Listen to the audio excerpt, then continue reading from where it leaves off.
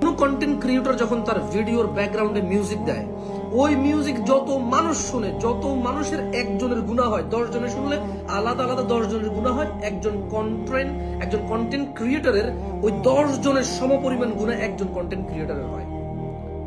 কোন কন্টেন্ট ক্রিয়েটরের ভিডিওর মধ্যে যে জুয়ার অ্যাড আসে, ওই জুয়ার অ্যাড থেকে যত টাকা সে উপার্জন করে তত টাকা তার জুয়ার ইনকাম বলে গণ্য হয়। যখন কোনো মহিলা এসে নাচে অ্যাডভার্টাইজ দেওয়ার জন্য, কোনো পণ্যের সাথে মহিলাও নাচে, গান বাজে, ওই কন্টেন্ট ক্রিয়েটরের ওই উপার্জন নেচে গিয়ে উপার্জন বলে গণ্য হবে। কোন কন্টেন্ট ক্রিয়েটরের কন্টেন্টের মধ্যে যখন অ্যাডভার্টাইজে গান আসবে, তখন ওই যতটুকু টাকা সে আর্ন করবে অ্যাডসেন্সে বা মনিটাইজেশনে, অতটুকু উপার্জন তার গায়কের উপার্জন হিসেবে গণ্য হবে, যা হারাম। So these are the reality.